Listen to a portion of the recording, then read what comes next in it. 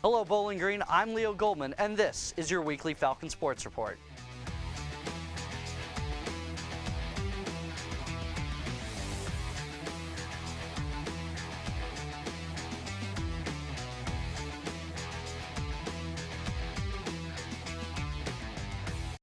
Last night, BGSU men's basketball returned to the Stro with a chance to avenge one of their 3 conference losses this season.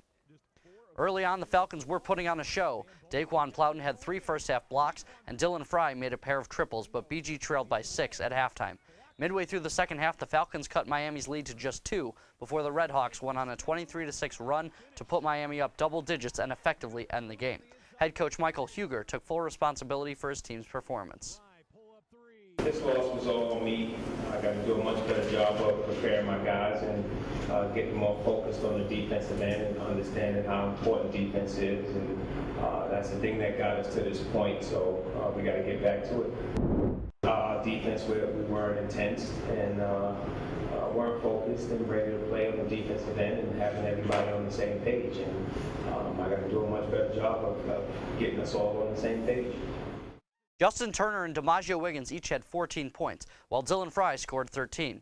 Wiggins and Fry both had memorable nights last Friday versus Ohio, which saw Wiggins grab his 1,000th rebound and Fry scores 1,000th point. The Falcons' next game is Senior Day this Friday versus Kent State. This will be your last chance to watch the men's basketball team at the Stro this regular season. The Golden Flashes come in ranked 3rd in the MAC East Division, while BG is ranked 2nd. Looking at the 3 remaining games in the regular season after Friday's game against Kent State, BG faces the Zips in Akron before taking on the MAC-leading Buffalo Bulls in Buffalo. Following that, the MAC tournament gets underway starting on Monday, March 11th. And if the MAC tournament began right now, BG would own the number 2 seed. Having lost their last 2 games makes the margin for error much smaller, as seeding is finalized for the MAC tournament. This Friday's home game versus Kent is at 6 p.m. You can watch on the CBS Sports Network or listen in through the Falcon Radio Network. In women's basketball, BGSU lost their 3rd game in a row on Saturday against the Miami, Ohio Redhawks.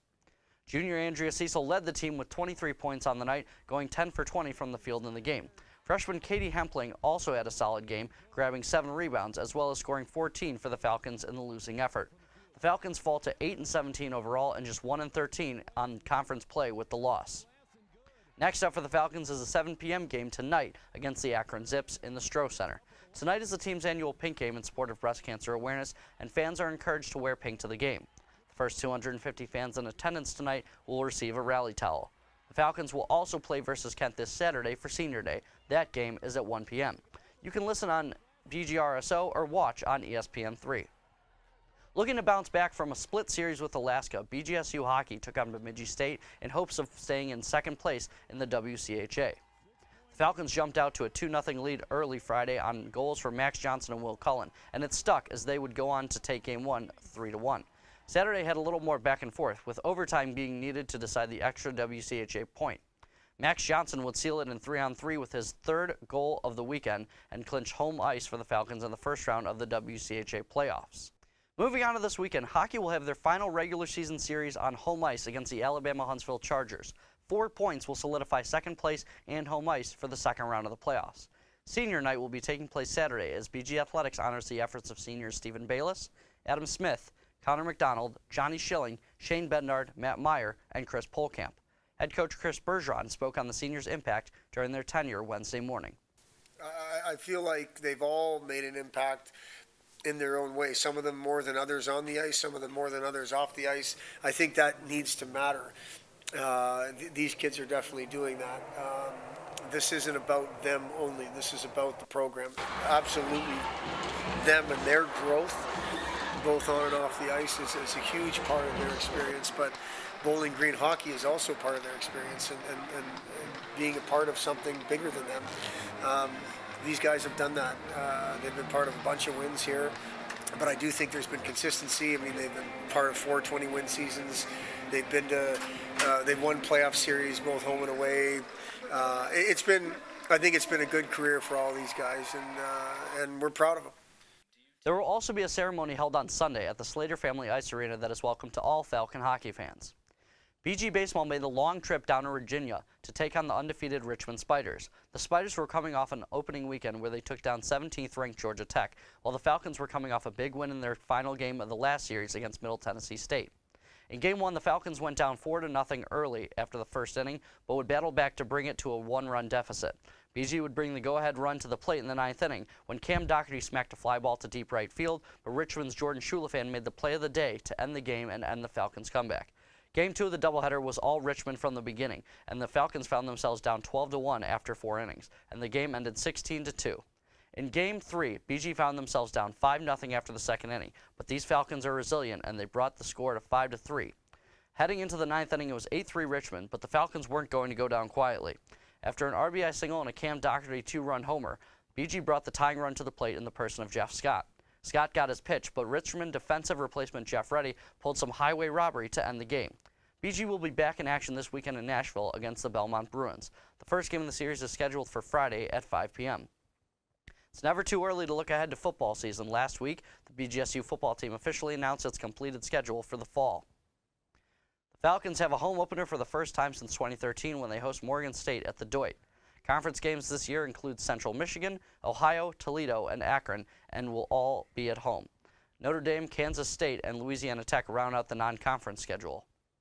And for those wanting to walk on to the BGSU football team this season, you must be a full-time student, have completed a physical within the last 12 months, and be in good academic standing. In order to be eligible, you must turn in your walk-on packet by noon this Friday. The tryout will take place on Monday at 1:30 p.m. in the Perry Fieldhouse. And here's a look around BG Athletics this week.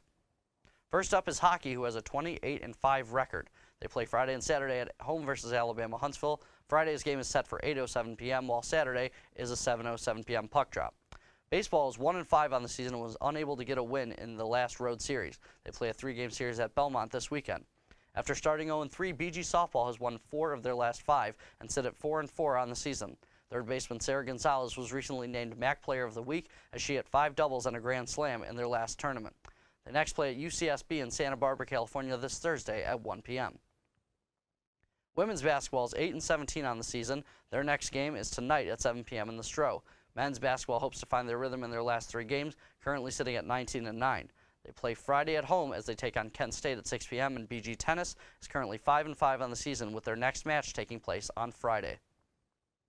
Last week at the Indoor Track and Field Championships, redshirt senior Aaliyah Gustafson won both the weight throw and the shot put. She was named the Mid-American Conference's Most Outstanding Field Performer and also earned first-team All-MAC honors. For Gustafson, it is the second time she has been named the MAC Field Performer of the Year.